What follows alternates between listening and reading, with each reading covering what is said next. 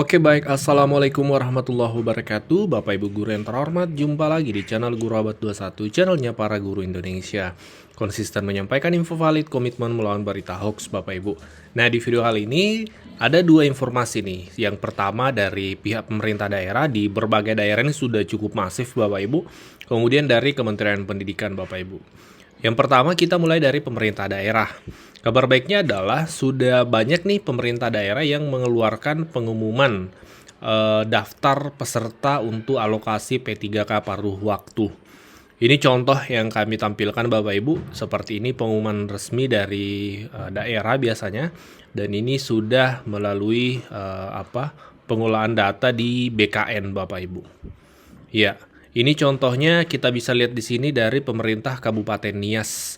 Dan banyak yang menganggap bahwa P3K paruh waktu ini hanya untuk teknis seperti itu. Padahal tidak. Ini contohnya juga guru ada Bapak Ibu. Bisa kita lihat di sini jenis jabatannya adalah guru ya.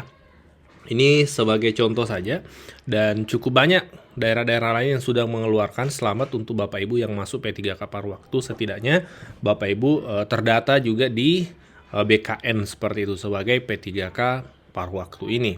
Barangkali ada Bapak Ibu, gimana cara ngeceknya? Nah, tergantung daerah apa yang Bapak Ibu ingin cek. Misalnya daerah Nias, nah silakan buka di akses Bapak Ibu situs resmi dari pemerintah kabupatennya. Misalnya Nias ini bisa melalui BKP SDM, salah satu ibaratnya kalau dulu kita mengenalnya BKD ya.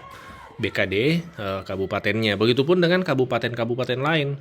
Nah, silakan buka websitenya, dan biasanya juga beredar kan di grup-grup WA kabupaten. Tapi Bapak Ibu umumnya juga bisa mengakses ke situs BKD atau BKP SDM daerahnya. Ini salah satu contohnya, Kabupaten Nias ya, diposting tanggal 9 September, 2 hari yang lalu, pengumuman alokasi kebutuhan P3K paruh waktu di lingkungan pemerintah Kabupaten Nias. Nanti Bapak Ibu bisa download di sini. Begitupun dengan daerah-daerah lain Bapak Ibu. Jadi selamat untuk Bapak Ibu yang sudah masuk pengusulan P3K paruh waktunya. Semoga lancar Bapak Ibu dan kesejahteraan semakin meningkat lah seperti itu. Ini informasi yang pertama dari berbagai daerah. Informasi yang kedua dari Dirjen GTK Kementerian Pendidikan Bapak Ibu, itu sudah mengeluarkan pengumuman kelulusan PPG sejumlah 338.172 orang. Selamat ya untuk ini 300 ribuan guru, ini sangat besar jumlahnya Bapak Ibu yang sudah dinyatakan lulus untuk PPG tahap 1 di tahun 2025 ini Bapak Ibu. Silahkan di-share video ini ke grup sekolahnya, terutama barangkali masih ada Bapak Ibu guru di sekolah yang belum mengetahui bahwa sudah ada pengumuman PPG tahap 1. Silahkan dicek melalui UKP PPG, situsnya bisa juga melalui ruang GTK Bapak Ibu. Nah selanjutnya untuk guru-guru sertifikasi, semua guru penerima tunjangan sertifikasi tahun ini itu perlu memahami seperti apa beban kerja atau jam-jam yang ekuivalen dengan tugas harian Bapak Ibu. Itu sudah dipaparkan oleh pihak Dirjen GTK juga Bapak Ibu. Mari kita simak sama-sama. Selain melaksanakan di dalam penuangan jam kerja tadi Ibu sekalian, itu yang mungkin sudah biasa kita sebut, kita familiar dengan M5 yang mencakup terkait dengan kegiatan pokoknya. M5 tersebut yang M1 adalah merencanakan pembelajaran atau pembimbingan, M2-nya melaksanakan pembelajaran atau pembimbingan, merencanakan, melaksanakan, itu yang M2. Yang ketiga, M3 adalah menilai hasil pembelajaran atau pembimbingan. Yang M4, membimbing dan melatih murid.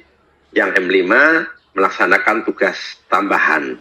Nah, kaitan dengan berbagai penuangan tugas guru, baik yang ada di dalam sekolah maupun di luar sekolah, kita lebih detailkan kembali terkait dengan M4-nya, membimbing dan melatih murid, itu termasuk di dalamnya menjalankan tugas sebagai guru wali. Nah, untuk yang melaksanakan tugas tambahan, itu ada tugas tambahan guru, ada juga tugas tambahan lain guru. Nah, ini yang perlu dituangkan kembali, lebih detail kembali ke dalam peraturan menteri ini, dan juga nanti secara detail ekuivalensinya di dalam keputusan menteri. tentunya Bapak sekalian ada memang yang sudah tertuang dalam regulasi baik itu di PP kaitan dengan tugas pokok gurunya, ada juga yang dituangkan dalam aturan PP-nya tugas tambahan yang bisa diidentifikasi kembali, dan ada lagi yang disebut dengan tugas tambahan lain guru.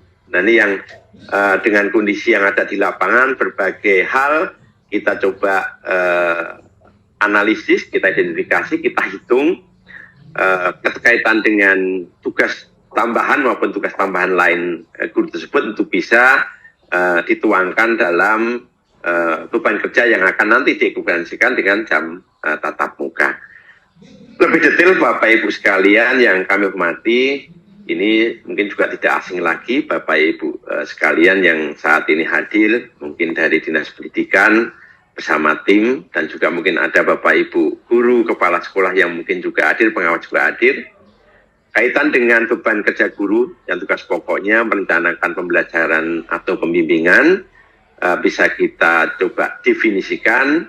Merencanakan pembelajaran atau pembimbingan di dalamnya meliputi pengkajian kurikulum pembelajaran, kurikulum pembimbingan atau program kebutuhan khusus pada satuan pendidikan, dan juga pembuatan rencana pelaksanaan pembelajaran atau pembimbingan sesuai dengan standar proses yang ditetapkan. Yang kedua kaitan dengan melaksanakan pembelajaran atau pembimbingan.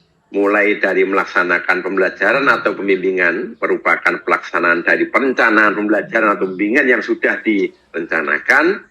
Pelaksanaan pembelajaran dilakukan pada kegiatan intrakurikuler, kokurikuler, dan juga ekstrakurikuler.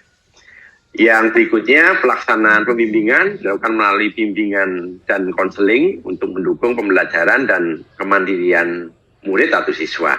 Dan yang berikutnya adalah guru melaksanakan pembelajaran atau pembimbingan pada satuan administrasi pangkalnya.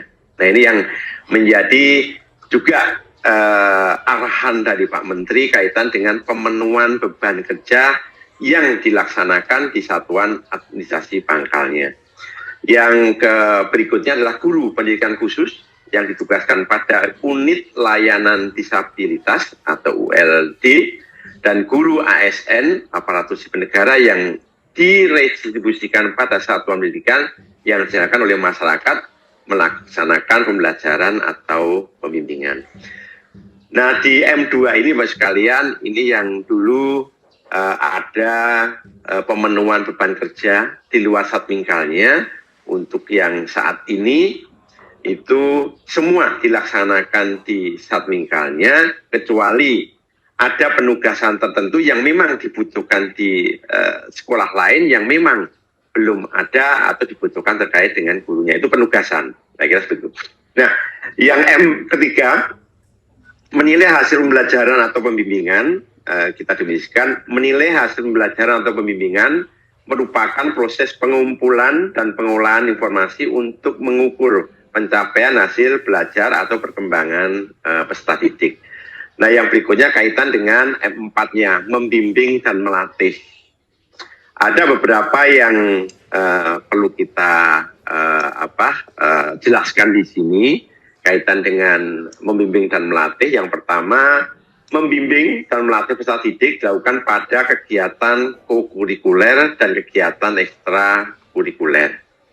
Yang kedua, selain melaksanakan tugas membimbing dan melatih di atas, yang kegiatan kokurikuler maupun ekstrakurikuler, guru juga melaksanakan tugas pendampingan sebagai guru wali. Ya, ini mungkin sudah tidak asing lagi sebagai guru wali yang mungkin Bapak Ibu saat ini ada pertanyaan juga nantinya. Apa dulu yang disebut dengan wali kelas, apa yang saat ini adalah guru wali. Nah, yang kami dapat jelaskan sedikit mungkin tugas guru wali yaitu paling sedikit melaksanakan pendampingan akademik, pengembangan kompetensi keterampilan dan karakter murid yang didampinginya. Nah ini seperti kalau mungkin Bapak Ibu ada di perguruan tinggi, ada sebutan di sana kaitan dengan pembimbing akademik, dosen pembimbing akademik, yang membimbing dari mulai awal mahasiswa masuk sampai mahasiswa itu lulus. PA, pembimbing akademik. Nah, di sini untuk guru kita sebut dengan guru wali. Nah, guru wali itu diwajibkan untuk guru mapel pada jenjang SMP yang sederajat, di dalamnya ada SMP LB, SMA atau SMA LB, SMK dan juga SMK LB. Nah, saya sampaikan di depan, itu dilakukan sejak siswa masuk sampai nanti lulus, tentunya dengan berbagai kondisi yang ada yang mungkin siswanya besar atau banyak, tentunya dengan guru juga yang sedikit, ada juga yang siswanya besar, ada juga yang gurunya besar. Tentunya ini ada tugas dari kepala sekolah untuk bisa membagi semua guru mapel yang ada mendapatkan tugas sebagai guru wali, kecuali kepala sekolah yang memang tidak menjadi guru wali. Nah, tentunya dalam pelaksanaan tugas berkolaborasi dengan guru BK yang ada.